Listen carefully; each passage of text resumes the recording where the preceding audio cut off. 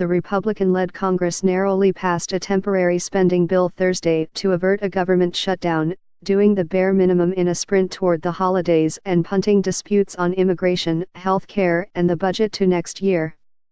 The measure passed the House on a 231 to 188 vote over Democratic opposition and then cleared the Senate, 66 to 32, with Democrats from Republican-leaning states providing many of the key votes. President Donald Trump is expected to sign the measure. The stopgap legislation would keep the government from closing down at midnight Friday. It has traversed a tortured path, encountering resistance from the GOP's most ardent allies of the military, as well as opposition from Democrats who demanded but were denied a vote on giving immigrants brought to the country as children and in the country illegally an opportunity to become citizens.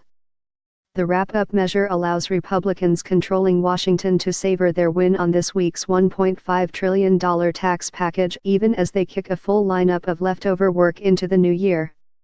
Congress will return in January facing enormous challenges on immigration, the federal budget, health care, and national security, along with legislation to increase the government's authority to borrow money. Each of those items is sure to test the unity that Republicans are enjoying now. Now it gets down to some very difficult decisions on how we move forward in the first and second quarter of next year, said Rep. Mark Meadows, RNC, a leader of a powerful faction of hard-right Republicans. There is a lot to do next month. I am not worried today. I'll wait until January to be worried, okay?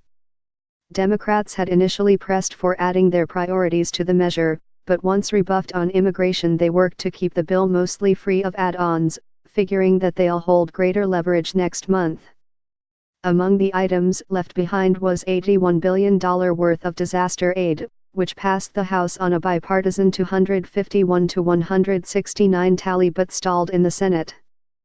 The measure would have brought this year's tally for aid to hurricane victims in Texas, Florida, Puerto Rico, and other parts of the Caribbean, as well as fire-ravaged California, to more than $130 billion.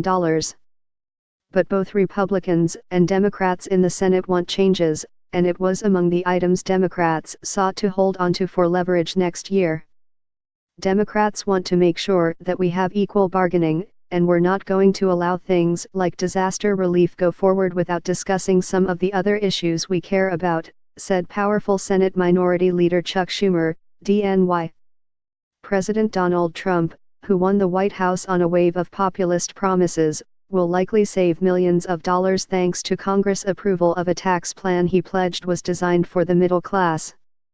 Trump, who said he would be a big loser if the bill passed, stands to gain immensely from.